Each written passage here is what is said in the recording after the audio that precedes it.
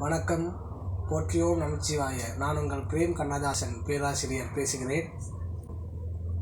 இந்த மாயமில் ஆயம் என்ற புத்தகம், இது புத்தகம் அல்ல, இது ஒரு பெட்டகம், பாதுகாக்கப்பட வேண்டிய பெட்டகம். உண்மையிலேயே பல புத்தகங்களை படித்திருக்கிறோம், பல புத்தகங்களை படித்து அனுபவித்திருக்கிறோம். இந்த புத்தகம் ஒரு நல்ல புகைப்படங்களோடு கூடிய அழகான செய்திகளை சொல்லக்கூடிய, சமுதாயத்திற்கு நல்ல கருத்துக்களை சொல்லக்கூடிய ஒரு புத்தகம்.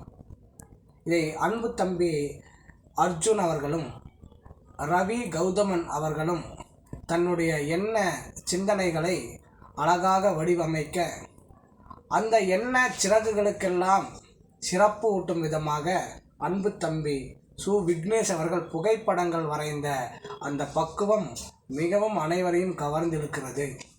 இதில் படித்த புத்தகத்தில் நிறைய கவிதைகள் அழகழகாக இருக்குது. அதை நான் படித்து ரசித்ததில் கழுதை என்ற ஒரு கவிதை எழுதியிருக்கிறார். என்ன சார் ஆரம்பமே கழுதைன்னு கொடுத்துருக்கீங்க?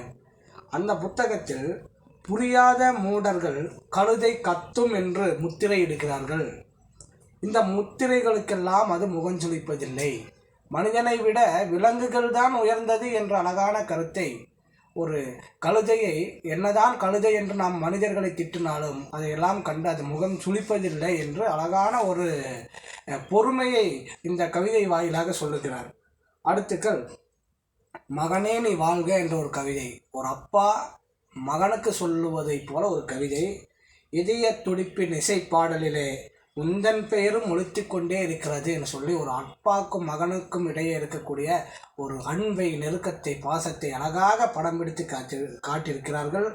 அடுத்து, திருத்து திருந்து என்ற ஒரு கவிதை. ஒரு ஆசிரியர்களுக்கும், ஆசிரியர்கள் சொன்னால் இன்றைக்கெல்லாம் ஸ்டூடெண்ட்டு மாணவர்கள் ரொம்ப பெரிய ஒரு அவமானமாக கருதுகிறாங்க. திட்டுக்கள் வாங்கிய மாணவர்கள் தான் உச்சாணிக்கு போவார்கள் என்ற ஒரு கருத்து இல்லை.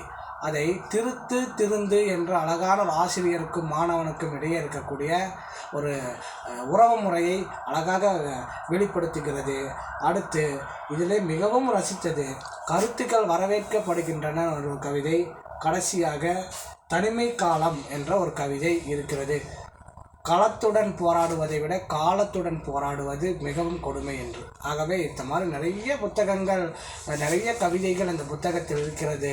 அதனால் நீங்கள் இந்த புத்தகத்தை வாங்கி படித்து நீங்களும் பயன்பெறுங்கள், அனுபவிங்கள் என்று சொல்லி விடைபெறுகிறேன். நன்றி, வணக்கம்.